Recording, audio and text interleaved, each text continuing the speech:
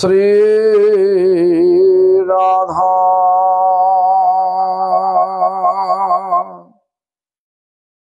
कृष्ण पादा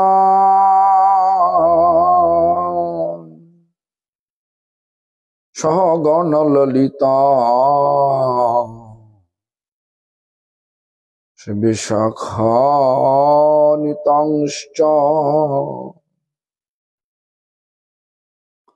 भज श्री कृष्ण चैतन्य प्रभु नित्यानंद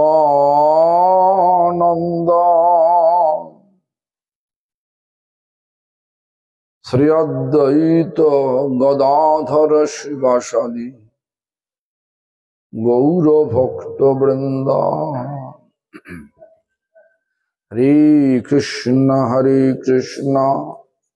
कृष्ण कृष्ण हरे हरे हरे राम राम राम हरे हरे। हरे कृष्ण कृष्ण कृष्ण हरे हरे हरे राम राम राम हरे हरे। हरे कृष्ण कृष्ण कृष्ण हरे हरे हरे राम राम राम हरे हरे। सर्वाग्रे श्री भगवानेर अभिन्न प्रकाश विग्रह श्री भगवद ज्ञान प्रदाता भगवानेर सेवा अधिकार प्रदानकारी गोपीनाथ गौड़ीय मठ प्रतिष्ठानेर प्रतिष्ठाता तथा बाड़ भगवानपुर जगन्नाथ आश्रमेर प्रतिष्ठाता शिल गुरुपाद पद्मो नित्यलीला प्रविष्टो विष्णुपाद स्तोत्र सुत श्री श्रीमद भक्ति प्रमोद पुरी गोस्वामी ठाकुर परम गुरुपाद पद्मो समग्र विश्वे श्री गौड़ीय मठ प्रतिष्ठानेर मूल प्रतिष्ठाता नित्यलीला प्रविष्ट शिल प्रभुपाद भक्ति सिद्धांत सरस्वती गोस्वामी ठाकुर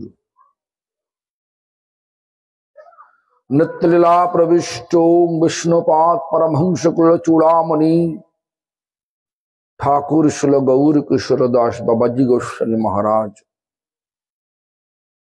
गौड़ीय मठे सप्तम गोस्वामी भक्तिर भगीरथ नित्यलीला प्रविष्टो विष्णुपाद सच्चिदानंद श्री शिल भक्ति विनोद ठाकुर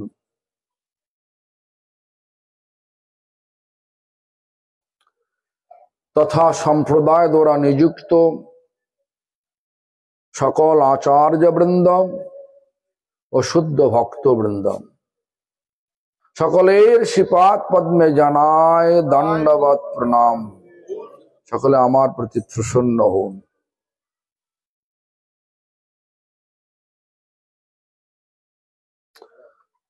सभाय उपस्थित द्विदंडीपाद भक्ति प्रमोद गोविंद महाराज भक्ति प्रमोद विष्णु महाराज वैष्णव वृंद वैष्णवी वृंदा मातृमंडली सज्जन वृंद तथा ग्रामेर ग्रामवासी वृंद सकल के जानाय आमार यथायोग्य सम्भाषण। सकले आमार प्रति प्रसन्न होन।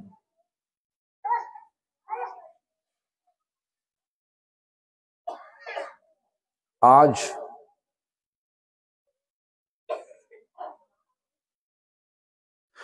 आरो एक व्यक्ति के प्रणाम ना करले খুবই ব্যথিত ঘটনা হবে। যিনি এই জগন্নাথ আশ্রমে প্রায় আসতেন। আপনাদের সকলের দ্বারে দ্বারেও গেছেন।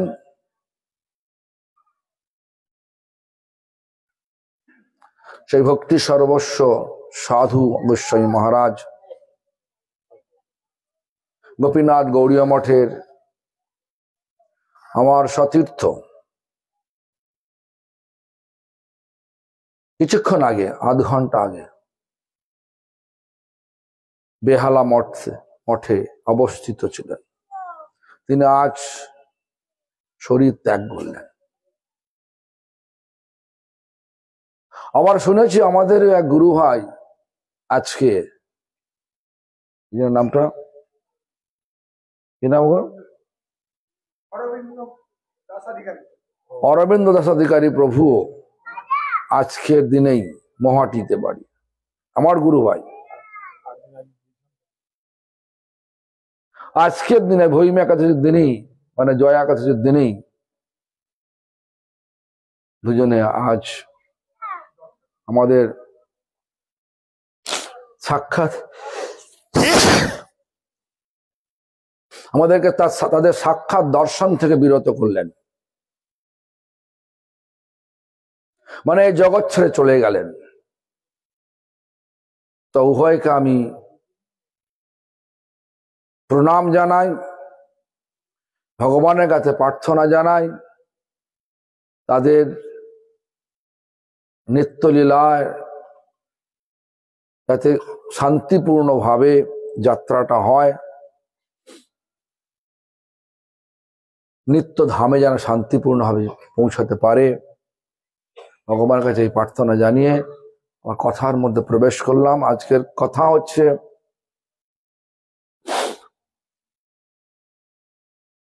আজকে এখানে সকলকে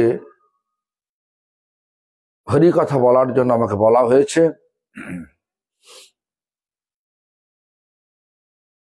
হরি কথার মধ্যে হরি থাকেন, হরি নামের মধ্যে হরি থাকেন,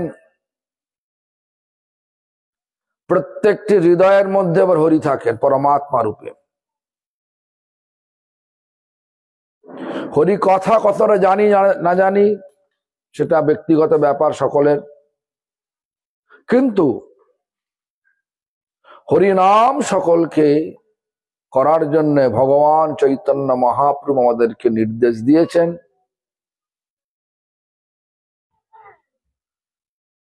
চৈতন্য মহাপ্রভু, হরিদাস ঠাকুর নামাচার্য আর গুরু নিত্যানন্দ, হরিদাস ঠাকুর এবং নিত্যানন্দ গুরু, তাদের দুজনকে উপলক্ষ করে সমগ্র জগৎকে শিক্ষা দিয়েছেন। প্রতি ঘরে ঘরে গিয়ে করো এ ভিক্ষা, প্রতি ঘরে করে বাদ দিতে বললেন না যে ঠিক আছে অমুক ঘরে যাও, ব্রাহ্মণের ঘরে যাও, ক্ষত্রিয়ের ঘরে যেও না, শূদ্রের ঘরে যেও না, বৈশ্যের ঘরে যেও, এটা বললেন না। বলছে প্রতি ঘরে ঘরে গিয়ে করো এই ভিক্ষা, বলো কৃষ্ণ, ভজ কৃষ্ণ, করো কৃষ্ণ শিক্ষা।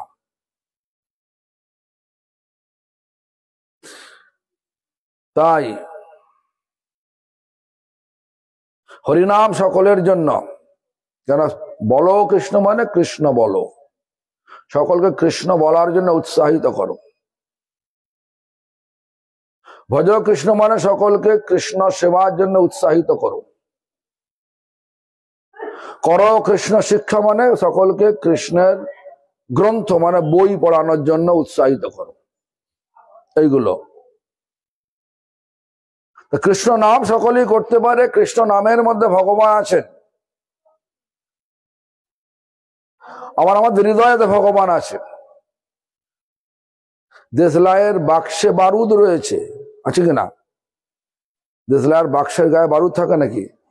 থাকে, আছে তো। আর দেশলাই কাঠির মধ্যে বারুদ আছে, বাক্সের মধ্যে বারুদে ঘর্ষণ লাগানেন, ওইখানে বারুদ, এখানে ঘর্ষণ লাগান, কি হয়? আগুন জ্বলে ওঠে। ঠিক তেমনি করে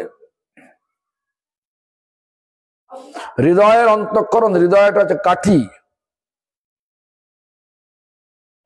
আর অবশ্যই অতি অবশ্যই ভগবান হৃদয়তে প্রকাশিত হবে। যেটার জন্য আজকে মানুষ জন্ম দিয়ে পাঠিয়েছেন ভগবান আমাদের সকলকে। এই নয় তো আপনি মেদিনীপুরে জন্ম লাভ করেছেন বলে হবে না, শূদ্র ঘরে জন্মগ্রহণ করেছেন হবে না, এরকম নয়। কোনো জাত বললেন না, কোনো পাত বললেন না, শুধু বললেন কি যে সকল যারে দেখো তারে কহো কৃষ্ণ উপদেশ। প্রতি ঘরে ঘরে গিয়ে করো এই ভিক্ষা, প্রত্যেকটা ঘরে ঘরে গিয়ে ভিক্ষা করো। কি ভিক্ষা? ওই কৃষ্ণ নাম করতে বলো। আর হৃদয় দিয়ে করলে হৃদয়েতে ভগবান প্রকাশিত হয়ে যায়। যেমন দেশলাই কাঠিতে আগুনটা জ্বলে ওঠে, ঠিক তেমনি করে আমাদের হৃদয়েতে ভগবান প্রকাশিত হয়ে যান। ভগবান যখন আমাদের হৃদয়েতে প্রকাশিত হন, তখন আমাদের যত অজ্ঞতার অন্ধকার রয়েছে, অজ্ঞতার অন্ধকার বলতে আমরা যাকে বলছি ভালো ভালো, এটা আমার জীবনের খুব প্রয়োজন, সেটা আর প্রয়োজন বলে মনে হবে না, আর প্রয়োজন বলে মনে হবে না।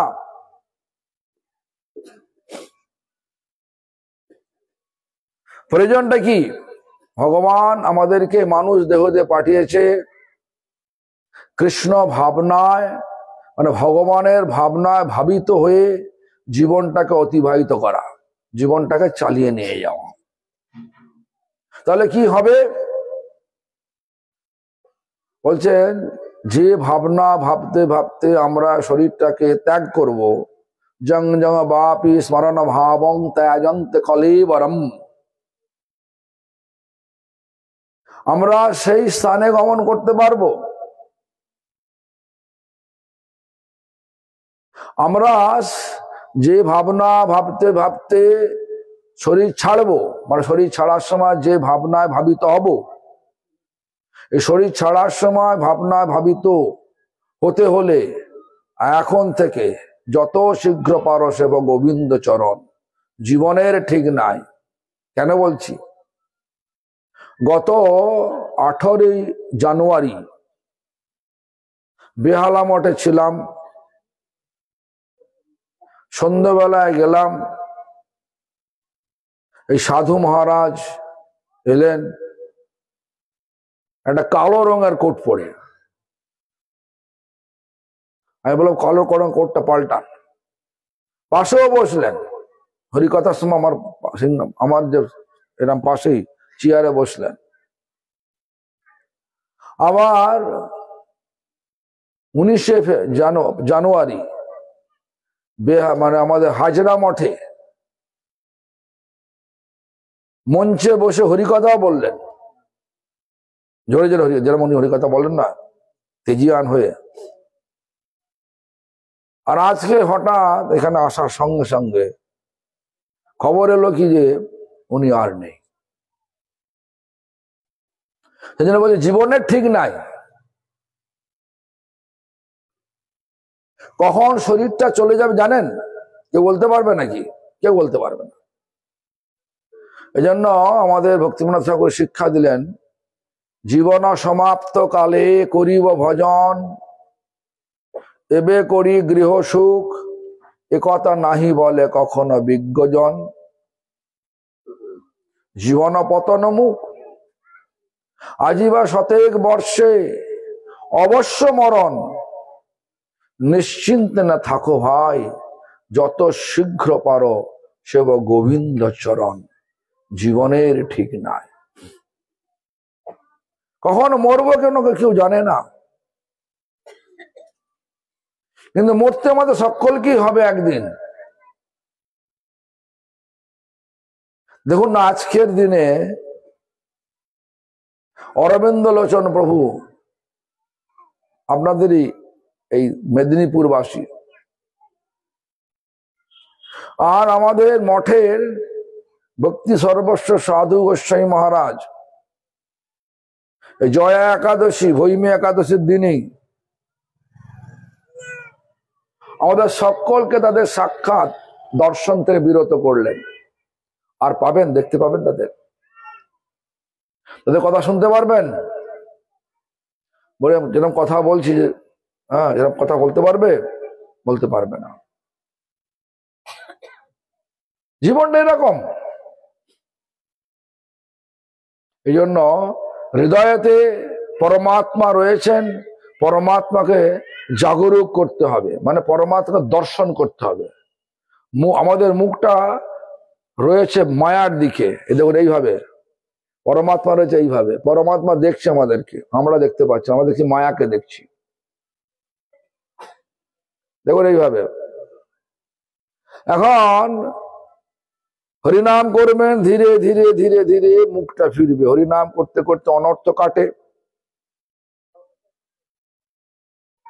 অনর্থ, প্রথম অনর্থ, আমি যে ভগবানের নিত্যতা সেটা ভুলে গেছি। ভুলে গিয়ে আমরা কি করছি, এই সমস্ত জিনিস ভোগ করতে চেষ্টা করছি নাকি।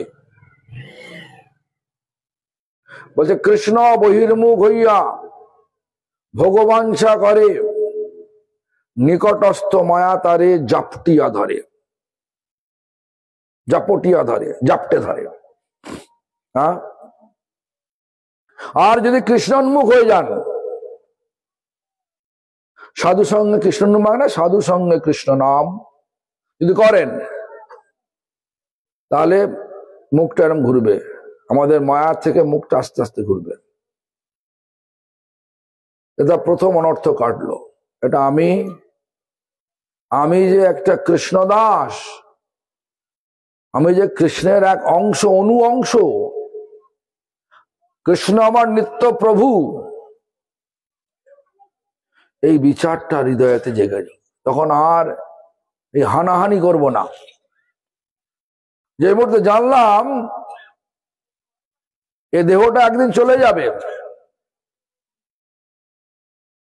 যার জন্য মারামারি করছি, বিষয় সম্পত্তি নিয়ে নানা রকম ভাবে ঘরে অশান্তি করছি, ভাইদের সঙ্গে, প্রতিবেশীর সঙ্গে,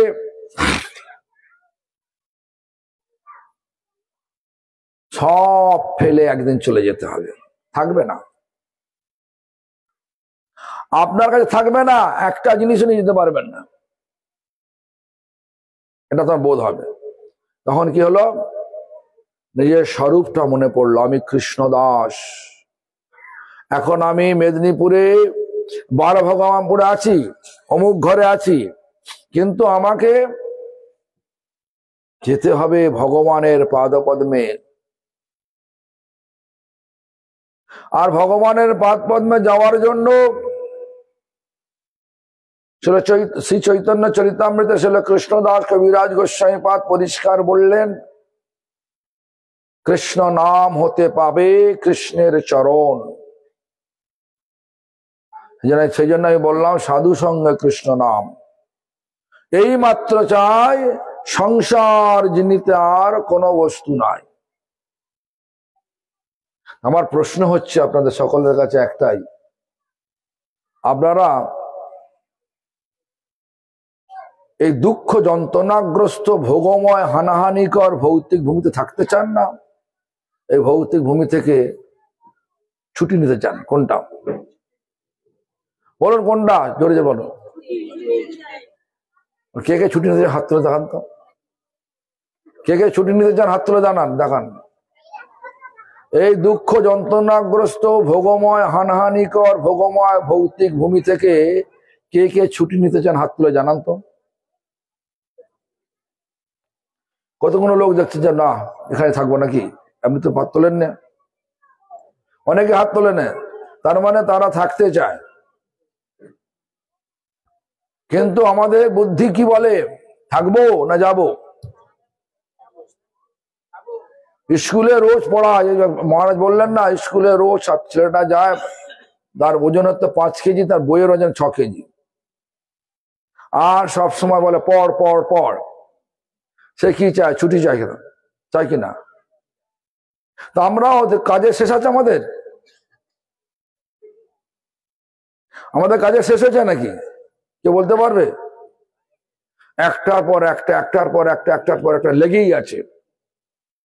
তা আমাদেরকে ছুটি নিতে হবে। সবাই চায় ছুটি, যে ছুটি হয় না কেন? এটা আমার হাতে নেই। কার হাতে আছে? ভগবানের হাতে আছে। আর আমার কর্ম আমাকে ছুটি দেবে।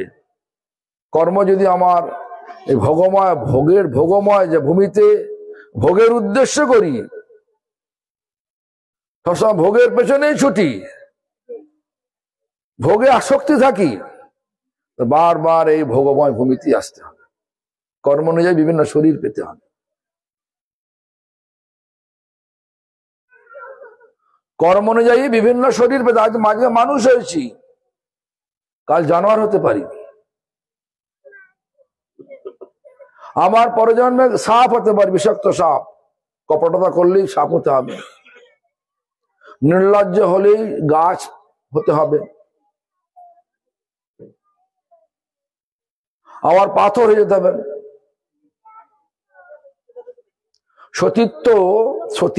সতী নারী যদি সতীত্ব রক্ষা করতে না পারে, তাহলে পাথর হতে হবে। অহল্যা হলো না, নাম শুনেছেন তো? অহল্যার নাম শুনেছেন তো? অহল্যা পাথর হতে হয়েছিল কি না? আজকে যে আমাদের আগে ছিল সত্য, দাপর, ত্রেতা, কলি। আগে ছিল সত্য, দাপর, ত্রেতা, কলি আগে ছিল। কিন্তু অহল্যার ছেলে এমন তপস্যা করলো যেন সেই ত্রেতা যুগে রাম আসবেন। রামের চরণ স্পর্শে তার মা উদ্ধার হবে। সেজন্য ত্রেতা যুগকে ভগবানকে এমন তপস্যা করলো, ত্রেতা যুগটা আগে নিয়ে আসো। সত্য, ত্রেতা, দাপর, কলি হয়ে গেল, তাড়াতাড়ি মাকে উদ্ধার করবে। কেন? সেই ঋষি গৌতমের অভিশাপে হয়েছিল, অহল্যা পাথর হয়েছিল। ইন্দ্র অহল্যাকে ভোগের বাসনা নিয়ে, ঋষির রূপ নিয়ে, তার প্রতি ঋষির, গৌতম ঋষির রূপ নিয়ে এসে ভোগ করলো। তারপরে যখন দেখলো, মানে অনেক লম্বা ঘটনা, আমি ছোট করে বলছি। যখন দেখলো ওর স্বামী নয়, আসল স্বামী এসে গেছে, চান করতে গিয়েছিলেন নদীতে, এসে দেখে না এখানেও স্বামী ওখানেও স্বামী, কে? তো ইন্দ্র তার নিজের। গৌতম ঋষির দৃষ্টিতে ইন্দ্র তার রূপ প্রকাশ করলো, তারপর অন্তর্ধান হয়ে গেল। ক্রোধে অভিশাপ দিল, পাথর হয়ে যা। গাছ, নলকূপের মুনিগ্রীব, নল আর মুনিগ্রীব দুজনে নারদের সামনে বিবস্ত্র অবস্থায় দাঁড়িয়ে রইল। কিন্তু যারা তাদের সঙ্গে সব রঙ্গরস করছিল, সে অপ্সরাগণ তাদের গুহ্য অঙ্গ ঢাকতে লাগলো, কিন্তু ওরা ঢাকে না। এই যে নির্লজ্জ হলে কি হয়? গাছ হতে হয়। নারদ মুনি অভিশাপ দেয়, তুই বৃক্ষজনী প্রাপ্ত হয়ে যা। যমলার্জুন বৃক্ষ হয়ে গেল। আবার যদি পরস্ত্রীর প্রতি গমন করেন, পরস্ত্রী গমন করতে গাধা হতে হয়। কর্ম ছাড়বে নাকি? ছাড়বেনি। সেই বানাসুরের ছেলে সাহসিককেও, মানে প্রহ্লাদের ছেলে বিরোচনের ছেলে বলি মহারাজের ছেলে বানাসুরের ছেলে হচ্ছে সাহসিক। তাকে গাধা মানে ধেনুকাসুর হতে হয়েছিল। কেন? সমস্ত মহিলাদের, অনেক মহিলাকে নিয়ে গন্ধমাদন পর্বতে গিয়ে সব ওই ধরনের যেটা হয় স্ত্রী পুরুষের মধ্যে, সেটা হচ্ছিল।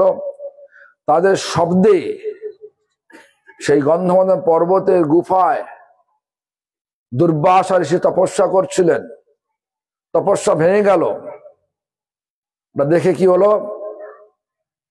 দুর্বাসা ঋষি অভিশাপ দিলেন, হেই, তুই তো গাধার মতো করছিস, কার্যটা গাধার মতো, তুই গাধা হয়ে যা। হয়ে গেল, ধেনুকাসুর হয়ে গেল। কর্ম ছাড়বে কাকে? এই জন্য কর্ম অনুযায়ী শরীর পাবো। আর কোথা পাবো? এখানে। যদি ভোগের আশা থাকে এখানে পাবো, আর যদি সেবার আশা থাকে, সেবার আকাঙ্ক্ষা থাকে, তাহলে সেবাময় ভূমি কোথায়? ভগবানের ধাম, সেখানে যাব। তো মানুষ দেহ নিয়েই, দেহটা পেলেই ভগবানের সেবার অধিকার জন্মায়। হাতি বলবান হতে পারে, কিন্তু হাতি কি টাকা নিয়ে বাজারে গিয়ে দ্রব্যাদি কিনে, মালপত্র কিনে বাড়িতে এসে রান্না করে ভগবান ভোগ লাগাতে পারবে? বলুন, পারবে? কিন্তু আপনারা পারবেন কিনা? তা মানুষ দেহটা হচ্ছে ভগবানের সেবার উপযুক্ত দেহ। এই দেহ ভাবিত হয়ে জীবনটাকে অতিবাহিত করতে পারবো। আর ভগবানের ভাবনা ভাবিত হওয়ার জন্য আমাদের পূর্ব আচার্যগণ বললেন, সাধু সঙ্গে কৃষ্ণ নাম এই মাত্র চাই। সংসার, এই ভোগময় ভৌতিক হানাহানিকর ভূমিটা, এই যে ভৌতিক ভূমিটা, এটাকে বলা সংসার, এটা আসক্তি। এই সংসার আসক্তি, সবটাই সং মানে কেন? সং মানে যেটা সত্যি নয় সেটাকে সত্যি বলে মনে করছি। আমি কারো বাবা নই, মা নই, আমি কারো কাকা নই, কাকিমা নই, আমি ডাক্তার নই, উকিল নই, মুক্তার নই। আমি একটা জীবাত্মা, ভগবানের অনুচিত অংশ। আমার পরিচয় হচ্ছে ভগবানের নিত্য দাসত্ব, মানে সবসময় যেন চাকর, ভগবানের সেবা করে। এটা ভুলে গেছি। ভুলে গিয়ে এই যে আমি আগে বললাম, কৃষ্ণ বহির্মুখ হইয়া ভগবাঞ্ছা করে, নিকটস্থ মায়া তারে জাপটিয়া ধরে।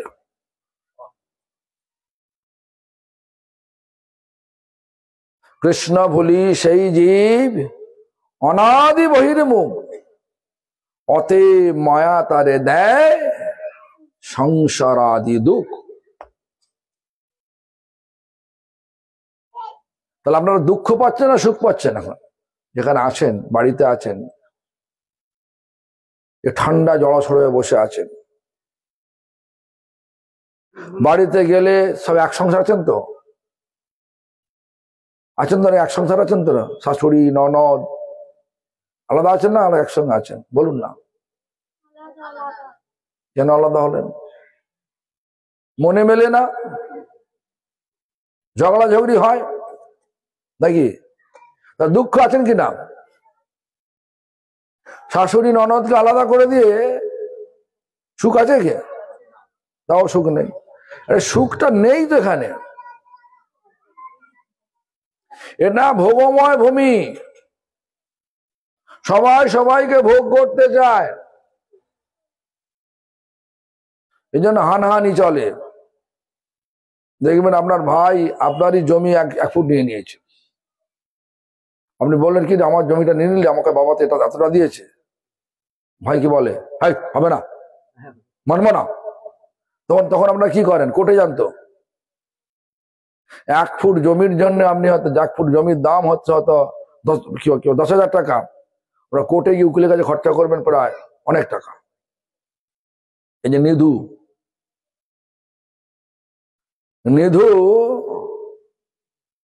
কত টাকা কোর্টে খরচ, কত টাকা ঘুষ দিয়েছে, আর কত ঝক্কি পড়াতে হচ্ছে জানেন তো? নিধু, হ্যাঁ নিধু তো, হ্যাঁ নিধু বলছে, ঠিকই বলছে। নিধু আমার কাছে এসেছিলেন প্রায় 20 বছর আগে, যে আমাকে 20,000 টাকা দেন, আমি উঠে যাচ্ছি। আমি টাকাটা দিয়েও গেছিলাম। তো যাই হোক, তাকে নাকি এটা সরকার পাট্টা দিয়েছে। জমিটার দাম কত বলুন তো? ওইটুকু জমিটার দাম কত? আজ থেকে 25 বছর আগে জমিটার দাম কত ছিল? এই জমিটা একটা মানে ছোট্ট একটা ফালি জমি, পাট্টা দিয়েছে, কিন্তু সরকার কিছু টাকা নিয়ে ভুল করে পাট্টা দিয়েছে। সরকার অধিকার নেই পর্যন্ত পাট্টা দেওয়া। সেই জমিটাকে রক্ষা করার জন্য একটা মন্দিরে খরচা, বলুন। তারপর কোর্টে খরচা, তারপরে যারা করেছে খাতা এদিক ওদিক করে করেছে, ওখানে পাট্টা দিয়েছে, কত ঘুষ দিতে হয়েছে। ওইটুকু জমিতে আমরা বাইরে খেলে অনেক জমি পাওয়া যেত, আবার নিশ্চিত থাকতেও পারত। কিন্তু ওইখানে জমি নিয়ে তার কত ঝক্কি, আর ওই জমিনে যেতেও পারবে না, ও ওখানে মরে যাবে। মরলে ওই জমিনে যেতে পারবে কি? যেতে পারবে না। কিন্তু লেগে আছে, মঠের বিরুদ্ধে লেগে আছে সবসময়। এই একটা আসক্তি। এই আসক্তিতে আমরা সবাই কম বেশি ফেঁসে আছি। এই জন্য এই আসক্তি কখন যাবে? যখন মুখটা ঘুরে যাবে। সব তো ভগবানের, আমি তো তার মন্দিরের সামনে আমি কেন করবো? কেন মানে সহায়তা করব নাকি? তো সেজন্য মুখটা ঘোরাতে স্বরূপভ্রম কেটে যাবে। স্বরূপ আমরা কি? ভগবানের নিত্য দাস। যেখানে ভগবানের সেবা আছে সেখানে আমাদের ঝাঁপ দিতে হবে, ভগবানের সেবা ঝাঁপ দিতে হবে। যেমন আমাদের দুর্দ্বৈত মোচন প্রভু শরীরকে নিচুড়ে নিচ্ছে একদম, বুঝাতে না? আমাকে বলে শরীরকে নিচুড়ে নেবো, আপনাদের ভাষা নয়, নিচুড়ে মানে কি? নিগড়ে নেবে নাকি? হ্যাঁ, সে নিচুড়ে লিচ্ছে। হ্যাঁ, ওই হয় শরীরকে নিচুড়ে নিয়ে ভগবানের সেবা যদি লাগানো যায়, তাহলে এই জন্মেই ভগবানের দিকে মুখ ঘুরে যাবে। আর ভগবানের মুখ ঘুরলে কি হয়?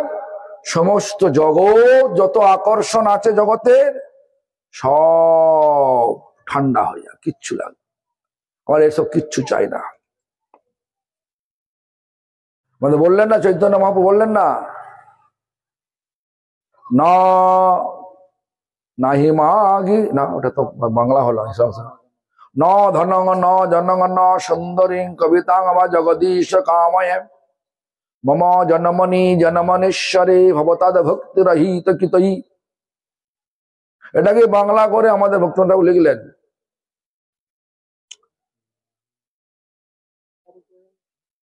বললেন কি? প্রথমে বললেন কি? প্রভু তব পদ যুগে মোর নিবেদন, নাহি মাগি দেহ সুখ বিদ্যা ধন জন। হে প্রভু ভগবান, তোমার পাদ পদ্মদ্বয়ে পদযুগে আমার এই বিনম্র নিবেদন। কি বিনম্র নিবেদন? নম্রতার সহিত নিবেদন। আমি দেহ সুখ চাই না। কারা দেহ সুখ চায়? যারা ভোগ করতে চায়, ভোগীরা দেহ সুখ চায়। যেখানে ভোগ আছে সেখানে হানাহানি আছে, যেখানে হানাহানি আছে সেখানে প্রতিযোগিতা আছে, যেখানে প্রতিযোগিতা আছে সেখানে হার জিত আছে, হার জিত আছে সেখানে দুঃখ আছে, আছে কিনা? নাহি মাগি দেহ সুখ বিদ্যা ধন জন। বিদ্যা চাই, মানে জড়জাগতিক বিদ্যা পণ্ডিত তো চাই না। যদি জড়বিদ্যা যদি ভগবানের সেবায় উৎসাহিত না করে আমাদেরকে, সেই জড়বিদ্যাকে কোনো মূল্য আছে, বিদ্যা কোনো মূল্য হবে না। জড়বিদ্যা যত মায়ার বৈভব, তোমারও ভজনে বাধা, মোহজন মেয়া অনিত্য সংসারে জীবকে করো এ গাধা। কি বললাম? ভোগ করলে কি হয়? সাহসিকের কি হলো? সাহসিক বানাসুরের ছেলে সাহসিকের কি হলো? গাধা হলো, কেন? ভোগ করছিল তো। হ্যাঁ, গাধা হলো। তাহলে গাধা হলো, গাধা হতে চান আপনি, তাহলে ভোগ করুন, কোনো অসুবিধা নেই। এই জন্য আমাদের ভাবতে হবে, ভালো করে ভাবতে হবে। দেখুন, মানুষ মানুষ দেহ দেহ দিয়ে ভগবান আমাদেরকে সর্বোত্তম বুদ্ধি দিয়েছেন। বিচার করতে হবে, শুধু হা হি করে চলে গেলে হবে না, ভাবতে হবে জিনিসটাকে। জলবিদ্যা যত মায়ার বৈভব, তোমার ভজনে বাধা, মোহজনমিয়া অনিত্য সংসারে, জীবকে করো এ গাধা। গাধা, এই জন্য আমাদেরকে বললেন, লেখাপড়া শিখে লোক কৃষ্ণ ভক্তি লোভিবারে, তা যদি না হলো তো বিদ্যায় কি করে? পড়ালেখা শেখার মুখ্য উদ্দেশ্য কি? কৃষ্ণ ভক্তি। এখন সবাই লেখাপড়া সে কৃষ্ণ ভক্তি করে তো নাকি? করে সবাই, সবাই করে। যান, আমরা জগৎটা দেখেননি এখনো। জগৎটা ঘুরে আসলে তখন বোঝা যাবে, যত বিদ্যা শিক্ষা পাচ্ছে, তত তারা ভাবছে আমি কি না হনু একটা। নিজেরা বাজি পুড়িয়ে আনন্দ করবে। বাজি পড়ালে কি হয়? শব্দ শব্দ বায়ু দূষণ হয় কিনা? হ্যাঁ, হাজার হাজার টাকার বাজি পড়িয়ে আনন্দ করছে, হাওয়াই বাজি ছাড়ছে, আকাশে গিয়ে ধোঁয়া ছাড়ছে, নানা রকম ভাবে সমস্ত বায়ু দূষণ করছে। কিন্তু আপনি যদি মন্দিরে প্রদীপ জ্বালান, ওই লোকগুলোই বলবে, শিক্ষিত লোকগুলো বলবে, যারা ওই সফটওয়্যার ইঞ্জিনিয়ার হয়েছে, এরা বলবে, যখন মন্দিরে প্রদীপ জ্বালিয়ে বায়ু দূষণ হচ্ছে, তাহলে আপনি ভাববেন কি বলুন তো? কি বলবে বলুন? ভালো বলছে নাকি? লোকটা শিক্ষিত হয়ে ভালো হয়েছে? ভালো হয়েছে বলুন, হ্যাঁ না বলুন না, না হয় না, খারাপ হলো।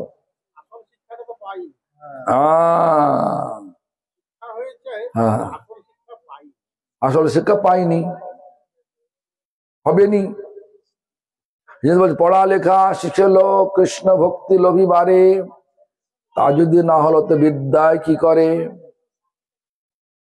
সেই সে বিদ্যার ফল জানিহ নিশ্চয়, যদি কৃষ্ণ পাদ পদ্মে চিত্ত বৃত্ত রয়।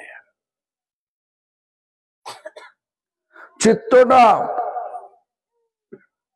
মনটা, বৃত্তটা পয়সাটা, উপায় করতেছে পয়সাটা কোথায়? ভগবানের সেবা। কিরকম? বাড়িটা বানান ভগবানের জন্য, মাঝখানে রাখুন ভগবানকে। বাড়ি আনালে বাড়িতে সাজাতে হবে তো, বাড়িতে কাজ করতে হবে তো। বিবাহ করুন, করতে মানা নেই, বিবাহ করুন, বিবাহ করুন ভগবানের সেবার জন্য। স্ত্রীকে নিয়ে এলেন, একটা মেয়ে যদি সন্তান হয়, মেয়েটা সুখ পাবে না দুঃখ পাবে বলো? হ্যাঁ, সুখ পাবে, দুঃখ হবে তো। তাহলে মেয়েটার সঙ্গে যেটা ব্যবহার করলে সন্তানাদি হয়, সেটা করে একটা দুটো তিনটে চারটে পাঁচটা ছটা 10টা নিয়ে আসুন, ভালো হবে। আগে হতো তো, এখন হাসছেন কেন? আগে তো হতো। আমার দাদুর ছিল 11টা সন্তান, এখন একটা নিয়ে হাঁফড়ে চায়। কেন? ভয়, ভগবানকে বিশ্বাস করে না। ভগবান ভগবান যে চালান, ভগবান যে আমাদের চালান, সেটা বিশ্বাস হয় না। কেন বলছি?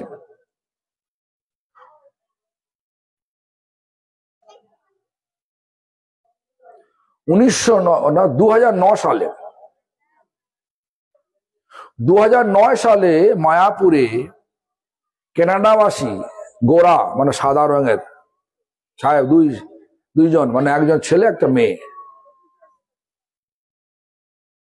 একজনের নাম মদন মোহন প্রভু, মদন মোহন আরতি দেবী, বিবাহ করলো। আমাদের মন্দিরে বিয়ে করেছে। বিবাহ করে এবার বলে কি কি কি আশীর্বাদ দেওয়া হয়? পুত্রবতী ভবঃ, বলে না? আমি সেটা লক্ষ্য করি, বললাম যে আমি 7খানা সন্তান দেখতে চাই তোমার। কানাডার লোক 7টা সন্তান হতে পারে? আর সত্যি করে বলতে কি 2024 সালে সে বলছে, মহারাজ আপনার আদেশ মতো আমার 7টা সন্তান হয়েছে। ছোটটার নাম হচ্ছে কৃষ্ণময়ী, তার বয়স 2 বৎসর। আর তার স্ত্রী বলছে, মহারাজ আর কিছু লাগবে নাকি আপনার?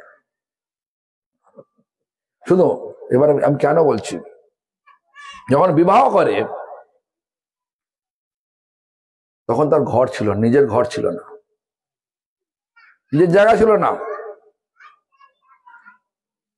কানাডার একটা দিঘির পাড়ে, মানে বড় একটা জলাশয়ের পাশে সরকারের জমিতে একটা ছোট্ট কাঠের ঘর করে থাকতো, দুজনে প্রতিদিনই থাকতো। আমার দেখা, নিশ্চয় দেখা, আমি ওখানে গিয়েছিলাম। ভ্যাঙ্কুভার শহরের জলাশয়ের পাশে ছোট্ট একটা ঘর, ঘরের সংলগ্ন পায়খানা বাথরুম, এখানে থাকতেন। আর 2024 আর সব সন্তানগুলো আবার, আমি রাত্রি 12টার সময় গেছি, সকালে উঠে দেখেন সবাই আরতি কীর্তন করছে, সব ছেলে মেয়েগুলো। বড়টা বয়স হচ্ছে 14 বছর কত, তারপরে হচ্ছে 13 বছর, তারপরে হচ্ছে 11 বছর, পরপর সব আছে। সবাই দেখে না কীর্তন লাগিয়েছে। বড়টা আবার আরতি করছে, তার নাম ধ্রুব, আরতি করছে। আবার যে কাঁসর বাজাচ্ছে তার নাম হচ্ছে প্রেমময়ী, তারপর 13 বছর বয়স। এবারে দেখলাম যে সব 7খানা সন্তানকেই, ছোটটা 2 বছর বয়স, সে উঠেছে, উঠে করছে, হ্যাঁ যেরকম বাচ্চা ছেলে করে, উঠেছে। তাহলে সন্তান নিয়ে এসে মানুষটা গরিব হলো না ঠিক হলো? কোনটা? জীবনটা বিবাহ করে সমস্ত সন্তানকে ভগবানের সেবায় লাগিয়ে দিল, নিজেরা সন্তানদেরকে ভালো করে সেবা শিক্ষা দিচ্ছে, এটা কি ভগবানের সুখ হচ্ছে না দুঃখ হচ্ছে বলো? তাহলে ভগবান দেখার মালিক কি? তা কিচ্ছু ছিল না, কিন্তু 7খানা সন্তানও হলো, ঘরদোর হলো, 7খানা সন্তানকে কি বলে শিক্ষা দিচ্ছে, মানে ভক্ত বানালো, আবার জড়জগতের শিক্ষাও দিচ্ছে। আমি জিজ্ঞাসা করলাম, মদন মোহন প্রভু আপনি তো ওদেরকে সব ভক্ত করেছেন, ছেলে যখন বড় হয়ে উচ্চ শিক্ষা শিক্ষিত হবে তার জন্য কি টাকা রেখেছো নাকি? বলে হ্যাঁ রেখেছি গুরুদেব। কি? $2 লক্ষ লিখেছি, $2 লক্ষ। আমি, তুমি এত টাকা পেলে কোত্থেকে? বলছে আমি বাড়িকে কিনে বেচেছি। একটা বাড়ি, ছোট বাড়ি কিনলাম, দাম বাড়লো বেচে দিলাম। এইভাবে কোথা থেকে হয়ে গেল আমি নিজেই বুঝতে পারছি না। আমার কোনো দেনা নেই, ব্যাংকে দেনা নেই, কারো কাছে দেনা নেই, চলছে। তাহলে ভগবান দেখার মালিক বিশ্বাস হলো কিনা? ভগবান দেখার মালিক বিশ্বাস হলো কিনা বলুন না রে বাবা। হ্যাঁ, এই জন্য আমাদেরকে ভালো করে ব্যাপারটা বুঝতে হবে। আজ ভগবানের মন্দিরের সংখ্যা বেড়েছে না কমেছে? আর ভক্তের সংখ্যা বাড়ছে না কমছে? বাড়ছে। যদি প্রতি বাড়িতে 4টের জায়গা 5টা যদি একটা হয় কি 2টো হয়, তাহলে বাড়বে না কমবে? প্রত্যেক বাড়িতে সন্তান 5টা 6টার জায়গা যদি 1টা 2টো হয়, তাহলে সংখ্যা কমবে না বাড়বে? হ্যাঁ, এই দিকে হিসাব করুন। তাহলে দেখবেন একটা দিন এমন আসবে মন্দিরের সেবা করার লোক থাকবে না। আর আপনার বাড়িটাও শাঁখ বাজবে না। আমি দেখলাম আস্তে আস্তে অনেকগুলো যারা প্রার্থনা সভা হবে, যারা প্রার্থনা সভা যাবে, আচ্ছা প্রার্থনা করলে তোমার পাপ মুক্ত হয়ে যাবে। আর প্রার্থনা করার জন্য সবাই যেতে হবে, না তো ঘরে বসে করো না প্রার্থনা। আসলে আমি কি বলছি বুঝতে পারছেন? প্রার্থনা সভা কারা করে? তারা লোককে ভাওতাপ দেখিয়ে আমাদের মধ্যে একটা উর্বর ভূমিরূপ, উর্বর মানে চাষ উপযুক্ত উর্বর ভূমি, মানে চাষ কেন, এখানে ধর্মের শিক্ষাটা ব্যাপকভাবে আছে, ভালোভাবে আছে। সেই উর্বর ভূমিকে মানে ভারত ভূমি, ধর্মভূমিকে, ভূমির উপর জন্ম লাভ করে এত ভাগ্য ভালো হয়েছে বলেই ভারত ভূমিতে জন্ম হলো। আর সেই লোকগুলোকে ভড়কিয়ে মানে ভুলিয়ে ভালিয়ে এই যে লোকগুলোকে নিয়ে যাচ্ছে প্রার্থনা সভায়, লাভ কিছু হচ্ছে কি? যারা যাচ্ছে লাভ কিছু হচ্ছে? ভগবান বলে দিয়েছেন আমাদেরকে হরিনাম করো, হরিনাম করো, নাম হচ্ছে মন্ত্র। মনটা এখন ভোগে লেগে আছে, মনটা সেবা লাগানোর জন্য নাম করো, মহামন্ত্র করো। ভোগ থেকে সেবা মানে মনটা উদ্ধার হয়ে যাবে। এখন মনটা ভোগ করছে, ভোগময় ভূমিতে সবসময় আসছি। আর মনটা যখন সেবা করার দিকে লেগে যাবে, তখন সেবাময় ভূমিতে ভগবানের ধামে চলে যাব। মহামন্ত্র করলে মনটা ভোগময় ভূমি থেকে মনের মুখটা সেবাময় ভূমিতে লেগে যায়। যেই মুহূর্তে লাগে সেই মুহূর্তে কি হয়? প্রথম অনর্থ কি? প্রথম অনর্থ স্বরূপ ভ্রম, নিজের স্বরূপটা জেনে ফেললাম, আর ভুল হলো না। আমি যে ভগবানের নিত্য দাস, ভগবান যে কৃষ্ণ, আর আমরা কৃষ্ণর দাস, এটা হয়ে যাবে। দেখুন, যারা বলছে প্রার্থনা সেবা আসো, তাদের যিনি ভগবান যিশু, সে নিজেই বলছেন ভগবানের সন্তান। সন অফ গড, যিশু নিজেই বলছেন। যিশু নিজেই ভগবানের আকার স্বীকার করেছেন। বলছেন কি যে God create a man after his own image, নিজের স্বরূপ নিয়ে ভগবান মানুষকে সৃষ্টি করেছে। এটাকে চণ্ডীদাস বললেন, সবার উপরে মানুষ সত্য, তাহার উপরে নাই। কেন? ভগবান তার নিজের রূপটা মানুষকে দিয়েছে। সেটা যিশু স্বীকার করেছেন। God create a man after his own image. আবার যিশু বলছে, thou shalt no kill, হত্যা করো না। আবার বলবেন মার্ডার করতে, দেখুন মানুষকে হত্যা করলে বলা মার্ডার বলে। যিশু ইংরেজি জানতেন না নাকি? কিল মানে হচ্ছে সমগ্র জীব জাতিকে হত্যা করা বলে। নো কিল মানে KILL কিল, এই শব্দটার অর্থ হচ্ছে হত্যা। মানুষ হত্যা, জীব হত্যা, ভ্রূণ হত্যা, সবকিছু। হত্যা করো না, যিশুর নিজস্ব কথা, বাইবেলে আছে। ওদের বলবেন, ডাকবেন, বল বাইবেল খুলে দেখান তো। তা ওরা কি খায় কি? যারা বলছে প্রার্থনা করতে আসো, ওরা খায় কি গো?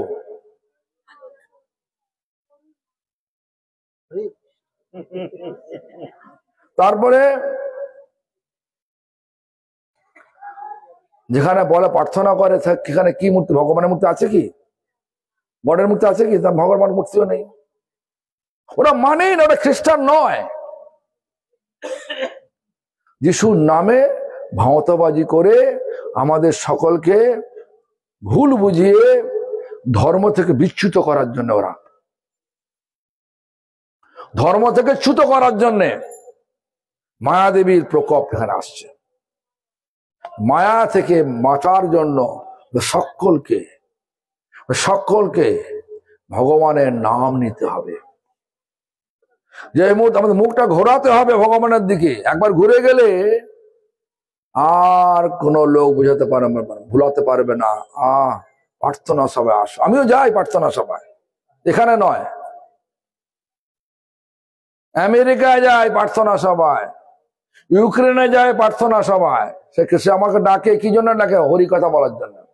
মানে আমি বলি, ওরা একটা সাবজেক্ট দিয়ে যায়, একটা বিষয় আমাকে উপস্থাপন করে দিল, আপনি এই বিষয় সম্বন্ধে বলুন। অনেক বিষয় বলে, আমার একটা বিষয় মনে আছে।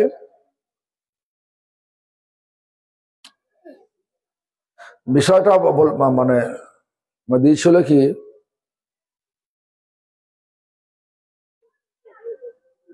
Take a vacation from negativity. বলতে হবে ইংরেজিতে বলতে হবে। আর তোমরা এই নেগেটিভিটি বাংলা কি? নেগেটিভিটি মানে যেটা সত্যি নয়, যেটা সত্যি হবে সেটাকেও না করেন, সেটা কি বলে?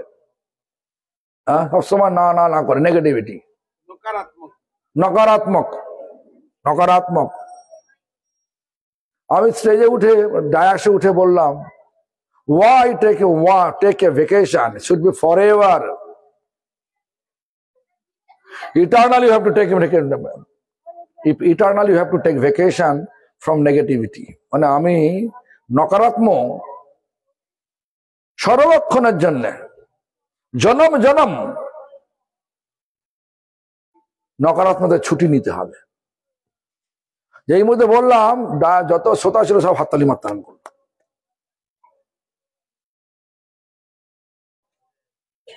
আমি মুসলিমের গির্জা মানে মুসলিমের মসজিদও গেছি, আমাকে নিয়ে যায়। তো হ্যাঁ, যারা গোঁড়া মুসলিম ভারতবর্ষে, এরা কখনো বলে না। বাংলাদেশে একবার মুসলিমের মসজিদে গিয়েছিলাম, মানে আমার দরকার পড়েছিল, নেচার কল হয়েছিল। আমি বললাম, আপনাদের এখানে করতে পারি কি? নেচার কল মানে হচ্ছে, মানে কি বলেন,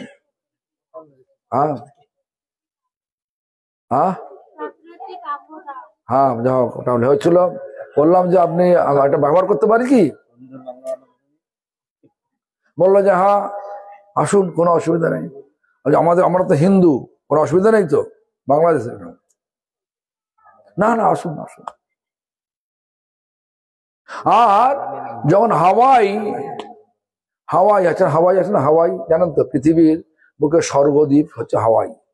স্বর্গ দেখতে না পারেন, যাওয়ার অধিকার না থাকে, স্বর্গটা কি জিনিস দেখার জন্য হাওয়া যেতে হবে।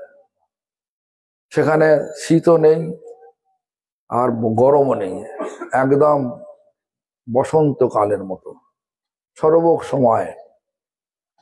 আর গাছের গায়ে ফল ফুল ফুলে আছে, কেউ খায় না। বড় বড় হিমসাগর আম গাছের মধ্যে পাকছে, গাছের মধ্যে পড়ছে, খাবার লোক নেই। কাঁঠাল, বড় বড় কাঁঠাল গাছে দিয়ে পাকছে, কুয়াগুলো নিচে পড়ছে, মাছি খাচ্ছে। যাও, সে হাওয়াই দ্বীপপুঞ্জে কাওয়াই বলে একটা আইল্যান্ড আছে, কাওয়াই বলে একটা আইল্যান্ড আছে। সেখানে আমাকে মুসলমান লোক, একটা অন্য দল, সুফি দল, তারা আমাকে নিমন্ত্রণ করলো। আমি বসেছিলাম, দেখুন ওরা গান করছে, ইয়া আল্লাহ ইয়া আল্লাহ আল্লাহ করছে, আমি বসে আছি। তারপর বললো, আপনি কিছু বলুন। আমি যখন আমাদের তত্ত্ব বলতে আরম্ভ করলাম, ওদের ওখান থেকে দুটো লোক চলে এসছে আমার কাছে। একটা কথাতেই দুটো লোক চলে এলো। ওখান থেকে চলে এসে আমাদের মানে আমার কাছে এসেছিল। আমি বললাম, আমি তো এখানে, আমাদের মন্দির আছে কোন আইল্যান্ডে, কোন আইল্যান্ডে চলে আসেন, তাহলে সেখানে সব কথা হবে। যাই হোক, তো হয়ে গেল। একজনের নাম দিলাম বিষ্ণু দাস, একজনের নাম কৃষ্ণপ্রিয়া, হয়ে গেল। আমাদের ধর্মটার দর্শনটা এত উচ্চাঙ্গের দর্শন, যদি ভালো করে উপস্থাপন করা যায় তাহলে মানুষ আর অন্য কোথাও যাবে না। আমাদেরকে ভালো করে ভাবতে হবে, আমাদেরকে ভগবান যে মানুষ দেহ দিয়ে পাঠিয়েছে সেই লক্ষ্যে যাচ্ছি তো আমরা, মুখটা ঘোরাচ্ছি তো আমরা, ভগবানের সঙ্গে সম্বন্ধটা বুঝেছি তো আমরা, তো না ভোগের পেছনে ছুটতে ছুটতে মায়াকে জাপটে ধরেছি, মায়া আমাকে জাপটে ধরেছে। কোনটা? এখন দেখছি ঠান্ডা পড়ে গেছে, আরো 3টে অনর্থ আছে, মূলত 3টে অনর্থ আরো আছে। সেটা হচ্ছে অসৎ তৃষ্ণা, তারপরে অপরাধ, আর হৃদয় দৌরবল্য। কালকে বলবো, কালকে আপনারা আসুন, অনর্থ ব্যাপারটা ভালো করে বুঝিয়ে দেবো। তাহলে আর সাধারণ কি বলে প্রার্থনা সভা যাবেন না, প্রার্থনা সভার লোকগুলোকে ডেকে ডেকে নিয়ে আসবেন, এখানে দলে নিয়ে আসবেন। প্রার্থনা সভায় কেউ যায় নাকি? আমরা অমৃতের ভান্ডারে থেকে চিটে গুড় খাওয়ার জন্য যাচ্ছে ওখানে। তো লোকটা বোকা বলবে না খারাপ? কোনটা? অমৃতের ভান্ডারে থেকে চিটে গুড় খাওয়ার লোভ হলো, তার লোকটা বোকা না চালাক বলুন? তা বোকা হতে চান না চালাক হতে চান? তাই অমৃতের ভান্ডারে আছেন, সেই নামামৃত হরে কৃষ্ণ মহামন্ত্র জপ করুন। নামামৃত পান করে মুখটা মায়া থেকে ঘুরিয়ে নিয়ে আসুন। কোথায়? ভগবানের দিকে। আর নিজের স্বরূপটা জেনে নেন, তাহলে স্বরূপ ভ্রম কেটে যাবে। আজকে এই পর্যন্ত বললাম, কালকে আরো 3টে বলবো। হ্যাঁ, কালকে আমি ওখান থেকে চলে যাবো, 1টার সময় চলে যাবো। সকলে সকাল সকাল আসবেন, কথাবার্তা হবে। হ্যাঁ, আবার চলে যাবো, তমলুক যাবো আমরা। হরে কৃষ্ণ। তোমরা এখানে কথা, এখন তো মানে ঠান্ডা আসছে তো, আর অনেকে বাড়িতে কাজও আছে, আমরা অনেকক্ষণ ধরে বসে আছেন এখানে, আমার মশা কামড়াচ্ছে বোধ নাকি, তো অনেক কিছু অসুবিধা রয়েছে, ঠান্ডায় মাটিতে বসে আছেন। আমার দুঃখ লাগছে, এই জন্য কথার আমি এখানে বিশ্রাম দিলাম, একটু হরিনাম হয়ে।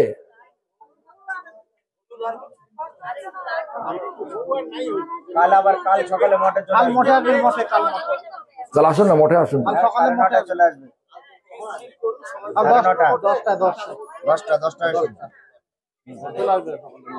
হরে কৃষ্ণ। আজকে আমার মনটা ভালো তো। শ্রী গুরু মহারাজ কি।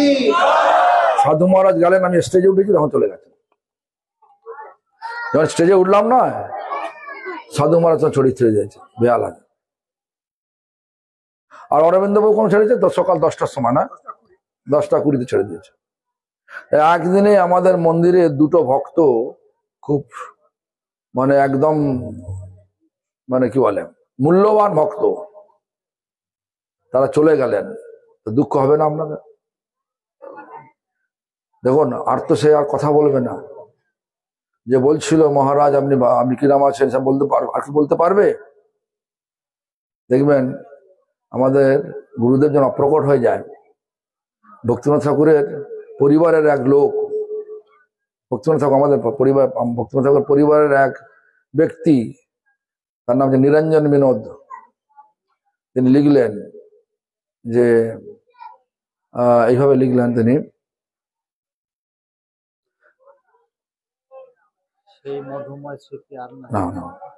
এটা হচ্ছে সে চিন্ময় সুখ ছবি আর না হেরিব,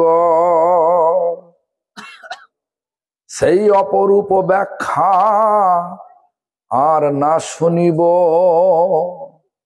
হারাইয়া শ্রীচরণ শূন্যময় ত্রিভুবন।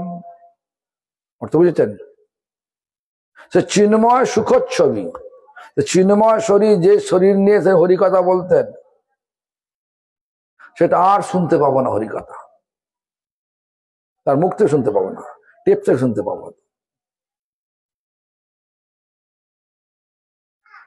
সেই ব্যাখ্যা যিনি করতেন সেটা আর শুনতে পাবো না।